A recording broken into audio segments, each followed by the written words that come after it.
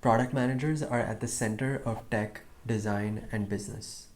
In this video, we're going to look at the relationship between product management and design, talking about how they interact on a day-to-day basis, the overlapping stages of the product lifecycle, and what each of them brings to the table. Hey, my name's Akash. I'm a senior product manager at Okta in Silicon Valley. And on this channel, I talk about ways that you can level up your product management skills and career. So if you're new here, consider subscribing. When I talk about product design, I'm talking about the function that is responsible for user research, UX design, and visual improvements to new products and features at any company. I work directly with two designers on a day-to-day basis, and our work encompasses the discovery, conceptualization, delivery, and iteration phases of the product lifecycle. Let's take a look at this relationship through an example. Let's say that I'm the product manager for BookWorms, a social network for voracious readers to interact and share ideas. After doing some customer discovery and putting together a roadmap of features that I want to ship, I will work with product design to figure out how do we integrate the next feature that we want to ship into the existing product. What we want to ship is a review system for users to add their own reviews for books they read and read reviews from others in their network. So I give a list of user stories and product requirements to the designer, which highlights the core problem that I'm trying to solve, as well as the overall scenarios that I want them to focus on while thinking about the UX design of the product.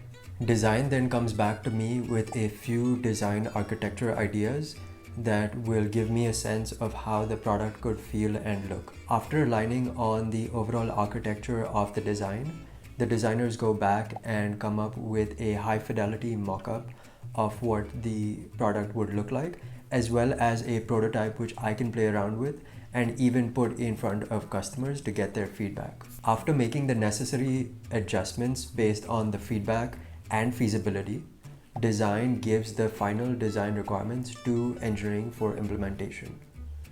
Engineering then goes and implements the design as per spec in the product and delivers that to design. Design will then look through the product and do some testing to make sure everything has been built according to spec.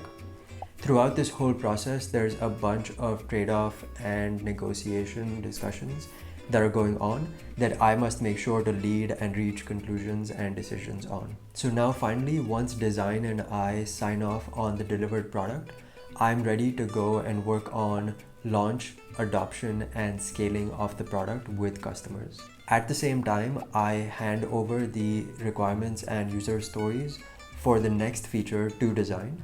This is a feature that allows customers to scan the cover of a book to add it to their virtual shelf. And the entire cycle repeats in this manner for each feature that is shipped out the door. Product design is really a core element of the cross-functional product team. I see three skills that they bring to the table. First, they ensure that the UX and design visuals are standardized across the entire product as well as all the products of a company.